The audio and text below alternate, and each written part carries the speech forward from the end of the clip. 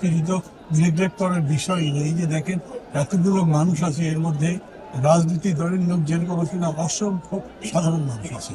তার মানে বিজয় দিবস তারাও ফিল করে। যদিও আমি এটা বলবো যে সমগ্র জনগোষ্ঠীর মধ্যে বা রাজনৈতিক মানুষের মধ্যে বিজয়ের চেতনা সেরকম করে আগে থেকেই যায়নি, কিন্তু তারপরে এবারের অংশগ্রহণ আমি তো কমপ্লিট ছিলেন। এত বড় একটা জোট আওয়ামী লীগের নেতৃত্বে যা ছিল তারা টোটালি অ্যাবসেন্ট। তারপরে এটা যে খালি খালি লাগছে তা মনে হচ্ছে। সেদিক থেকে আমি বলি না যে জনগণ এটাকে দেখবেক করছে। তবে একটা বড় ঘটনা ঘটেছে, সেটা কোনোভাবেই ৭১-এর সমান নয়, কিন্তু সেটা একটা বড় ঘটনা, একটা নতুন দেশ গড়বার সত্য, যে সত্য এই ৫৩ বছরে বাস্তবায়িত হয়নি।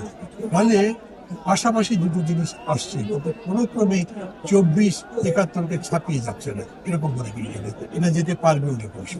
নিজের পারিবারিক ব্যক্তিগত আর্থিক যে কষ্ট সেটা বোঝে, সেটা থেকে কীভাবে বেরিয়ে আসা যায় সেটা চিন্তা করে, এবং সেই বিবেচনায় ৭১-এর চাইতে এখন এই চেতনার ব্যাপ্তি অনেক বেশি।